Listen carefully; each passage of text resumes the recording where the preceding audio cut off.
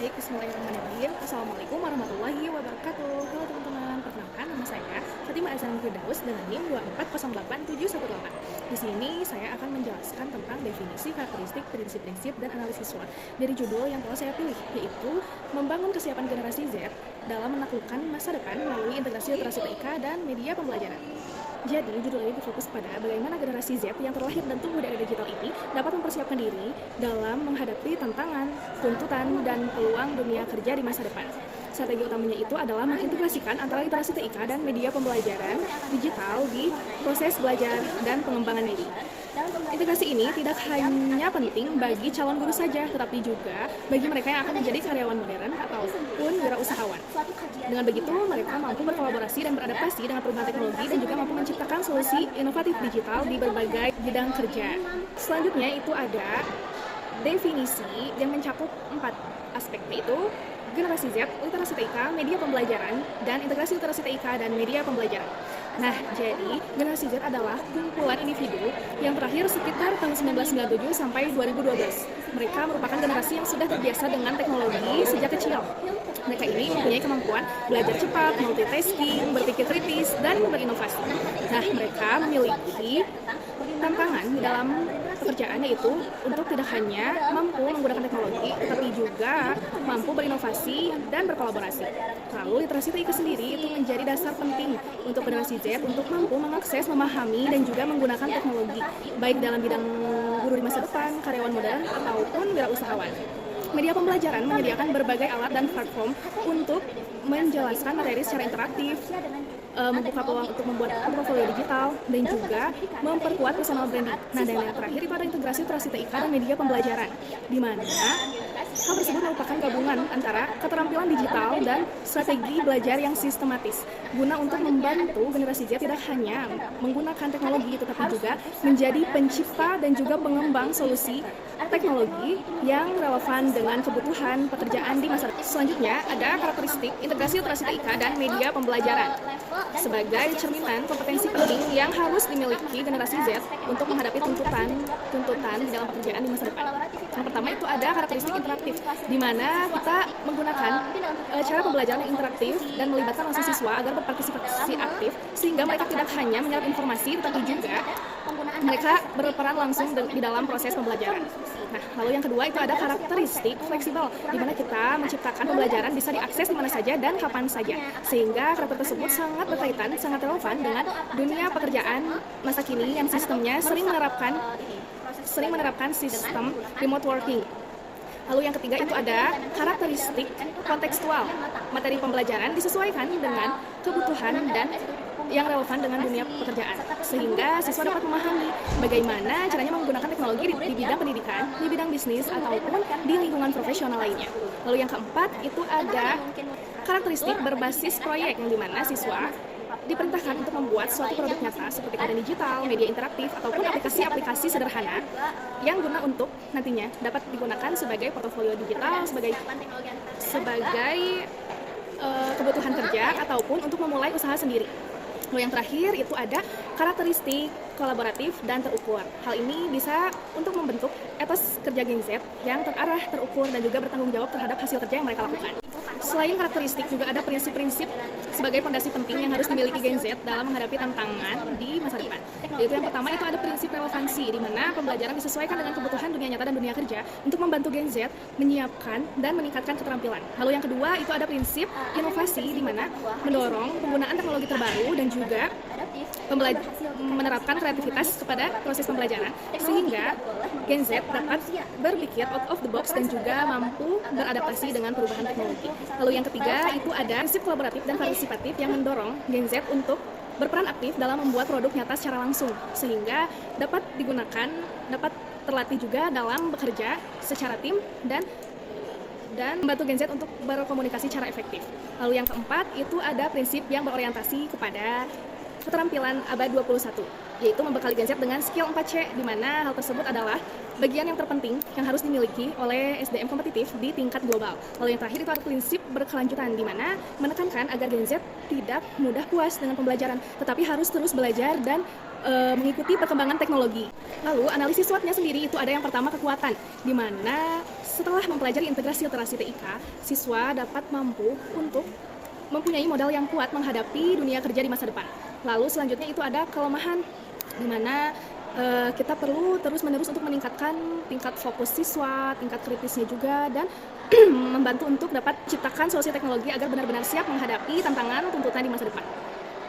Lalu peluangnya, ketika sudah terbiasa dengan teknologi, mereka dapat memanfaatkan teknologi tersebut untuk meningkatkan karirnya di masa depan. Lalu yang terakhir, ancamannya, begitu cepatnya perubahan teknologi, maka Gen Z harus terus belajar dan meningkatkan skill agar tidak tertinggal dan juga dapat kompetitif dalam pekerjaan di masa depan.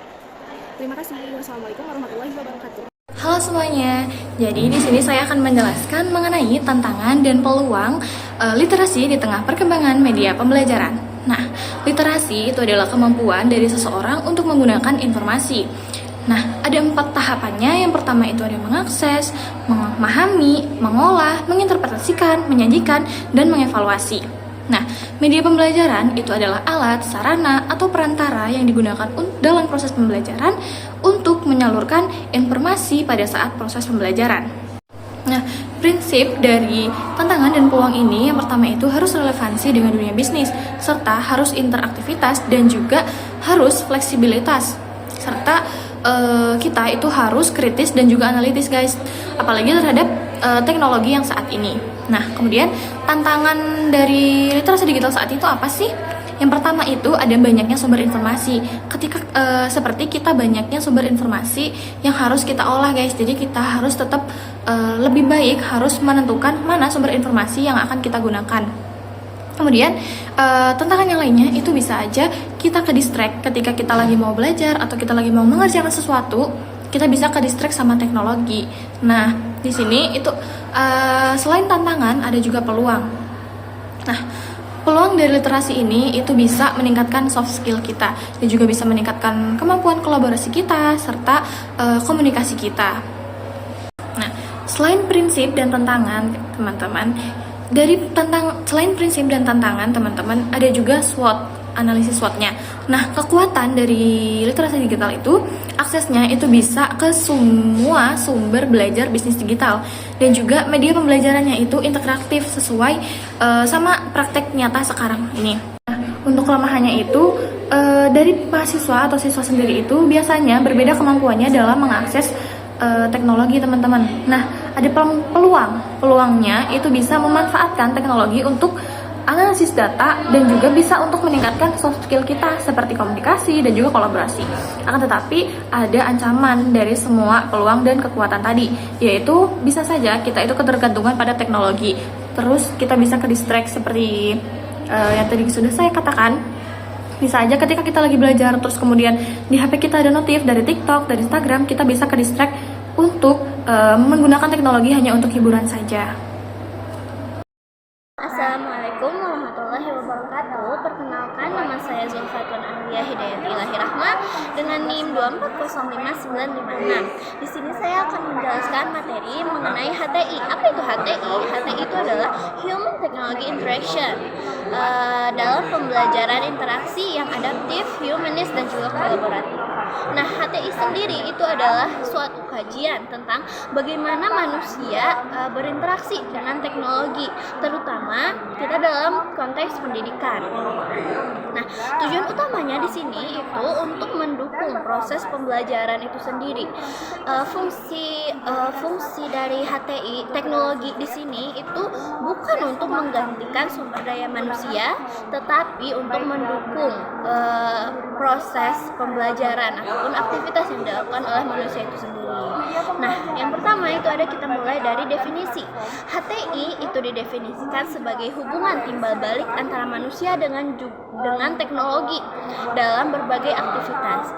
Dalam konteks pendidikan, HTI itu muncul saat siswa ataupun guru menggunakan perangkat digital seperti aplikasi pembelajaran, gamifikasi, atau media interaktif lainnya untuk mempercepat ataupun memperdalam materi yang disampaikan kepada siswa. Nah, selanjutnya ada prinsip-prinsip dasar yang perlu diperhatikan dalam HTI. HTI harus berpusat kepada manusia atau pengguna, yaitu use center. Artinya, teknologi itu mengikuti kebutuhan siswa atau guru, bukan malah sebaliknya. Prinsip lainnya seperti kenyamanan, aksesibilitas, menjunjung tinggi etika dan nilai-nilai kemanusiaan, serta mendorong kolaborasi antar individu melalui teknologi. Dari prinsip itu akhirnya lahirlah sebuah karakteristik HTI. Apa itu? Yaitu teknologi yang baik itu biasanya bersifat interaktif atau adaptif terhadap kebutuhan siswa, kolaboratif juga untuk mendukung kerjasama, fleksibel dalam penggunaannya, dan juga memberikan pengalaman belajar yang baik dan juga menyenangkan.